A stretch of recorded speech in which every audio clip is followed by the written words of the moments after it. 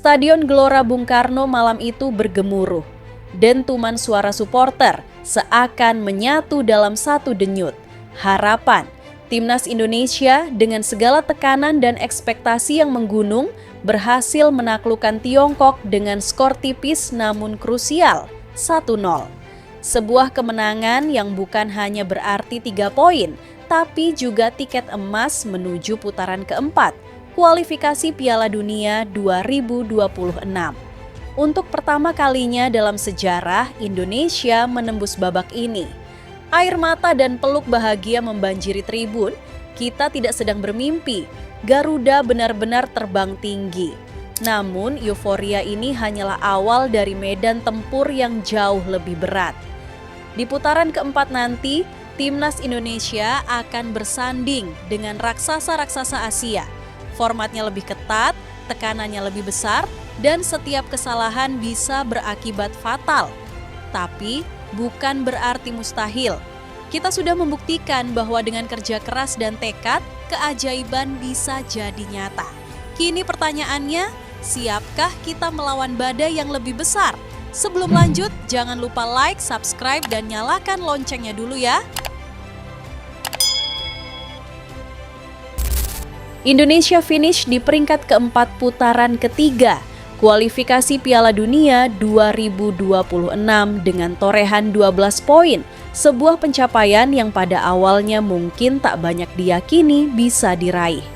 Di atasnya berdiri dua kekuatan mapan Asia, Arab Saudi dan Australia. Tapi posisi akhir bukanlah cerminan utuh dari perjuangan yang dilalui. Jalan menuju titik ini dipenuhi ujian berat. Indonesia tak hanya menghadapi tim-tim yang langganan tampil di Piala Dunia, tapi juga dihantam badai internal, pergantian pelatih di tengah kompetisi, tekanan dari publik, hingga inkonsistensi performa yang sempat membuat harapan nyaris pupus. Namun satu hal yang tak pernah padam, nyala semangat dari para pemain dan dukungan tak kenal lelah dari supporter. Momen transisi pelatih menjadi titik krusial. Tim yang sempat goyah justru menemukan momentum baru, semangat baru. Gaya bermain yang mulai tertata, kombinasi pemain muda dan senior yang semakin padu, serta keberanian mengambil risiko di laga-laga sulit menjadi kunci. Kemenangan atas tim sekelas Arab Saudi dan Cina di kandang jadi bukti bahwa Indonesia siap menyambut babak keempat nanti. Babak terakhir sebelum mimpi terbesar menjadi nyata, tampil di Piala Dunia. Sesuai format resmi AFC dan FIFA, 6 tim dari peringkat 3 dan 4 tiap grup babak 3 akan dibagi menjadi 2 grup mini. Masing-masing berjumlah 3 tim, bertanding dalam format single round robin. Hanya satu tim teratas dari masing-masing grup yang akan lolos langsung ke Piala Dunia 2026. Sementara peringkat kedua punya peluang lewat babak playoff dan peringkat ketiga harus rela angkat koper. Drawing untuk fase ini akan digelar pada 17 Juli 2025, sedangkan pertandingan direncanakan berlangsung 8, 11, dan 14 Oktober 2025. Dengan format pertandingan yang begitu ketat, setiap poin di putaran keempat bukan sekadar angka di klasemen, ia adalah napas hidup yang menentukan apakah mimpi Piala Dunia akan terus menyala atau padam di tengah jalan. Timnas Indonesia tak bisa lagi hanya mengandalkan semangat dan euforia.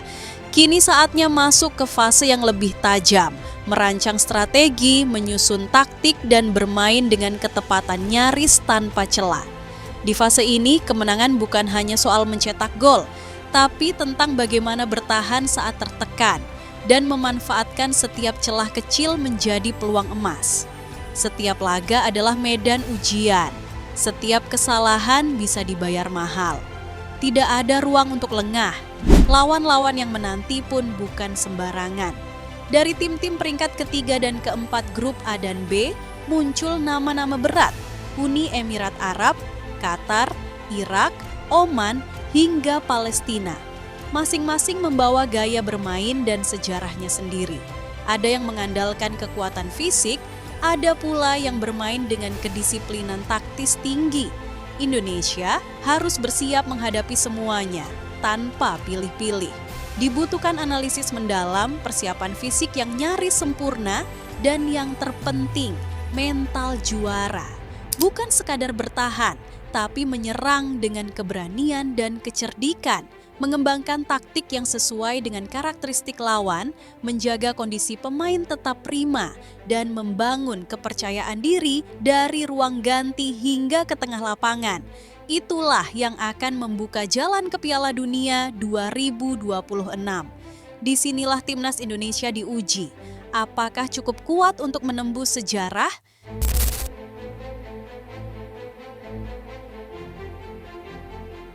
Di pertandingan terakhir putaran ketiga melawan Jepang, timnas Indonesia pulang dengan oleh-oleh yang sangat pahit. Lebih dari sekadar kekalahan, ini adalah tamparan keras dari tim sekelas Samurai Biru. Skor akhir 6-0 bukan hanya mencerminkan dominasi, tapi juga memperlihatkan betapa jauhnya jarak yang masih harus ditempuh jika ingin benar-benar bersaing di level tertinggi. Jepang tampil seperti mesin yang sudah terkalibrasi sempurna, cepat, presisi, dan tak kenal ampun. Sementara Indonesia seperti anak sekolah yang baru saja menghadiri kelas pertama di Universitas Sepak Bola Dunia. Jepang seolah ingin menyampaikan pesan yang sangat jelas. Selamat datang di dunia nyata. Tidak ada tempat bagi permainan setengah hati. Tidak ada ruang untuk salah posisi, lambat membaca permainan, atau kehilangan fokus 1 detik pun. Jika Indonesia ingin lolos ke Piala Dunia, inilah kualitas yang harus dihadapi dan dilampaui. Tak ada belas kasihan, tak ada waktu untuk adaptasi. Semua harus siap sejak peluit pertama dibunyikan. Dan pada malam itu, Indonesia terlihat belum siap. Bukan hanya soal skor, tetapi soal bagaimana pertandingan berjalan sepenuhnya di bawah kendali lawan. Selama 90 menit penuh, Jepang mendikte permainan dari belakang hingga ke lini depan tanpa terganggu. Jay Itzes dan kawan-kawan masih memiliki banyak kekurangan dan itu diekspos secara brutal oleh Jepang. Tak ada tendangan ke arah gawang mereka. Bahkan sepak pojok pun tak sempat didapatkan Indonesia. Seolah lapangan hanya milik satu tim. Ini bukan sekadar kekalahan, tapi pelajaran keras bahwa jika ingin menjadi bagian dari panggung dunia, maka perubahan besar harus dimulai sekarang. Dari cara berpikir, cara bermain, hingga mental bertanding. Garuda harus bangkit, bukan dengan marah, tapi dengan tekad untuk tak pernah merasakan rasa malu seperti ini lagi.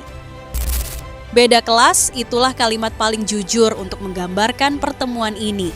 Jepang berada di peringkat 15 dunia, sebuah posisi yang tak dicapai hanya dengan keberuntungan.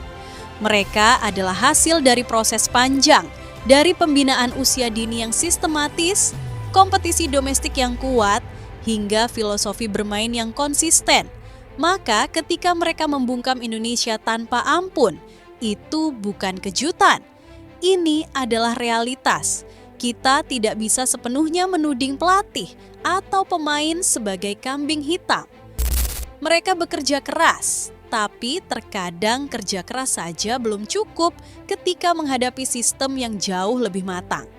Namun di balik pahitnya kekalahan, ada ruang untuk tumbuh. Timnas harus menjadikan hasil ini sebagai cermin, bukan lubang gelap yang menelan semangat. Putaran keempat, kualifikasi Piala Dunia masih menanti, dan di sanalah waktu untuk menunjukkan apakah kita belajar dari luka ini. Tidak ada jalan instan menuju kesuksesan di level internasional. Tapi jika ada kesadaran kolektif dari federasi, pelatih, pemain, hingga supporter bahwa kekalahan seperti ini bukan untuk diratapi, melainkan untuk dijadikan bahan bakar, maka jalan menuju masa depan akan tetap terbuka. Garuda boleh jatuh, tapi ia harus terbang lagi, lebih tajam, lebih tangguh. Kita sudah membuktikan bisa lolos, mencetak sejarah yang tak pernah kita bayangkan sebelumnya. Tapi lolos saja tidak cukup.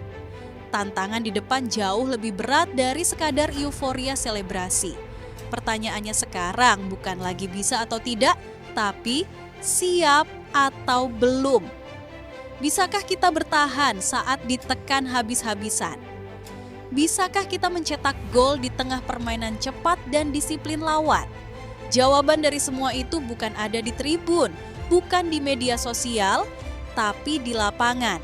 Dan hanya dengan pembenahan total dari belakang sampai ke depan, Garuda bisa terbang lebih tinggi dan benar-benar layak ada di Piala Dunia.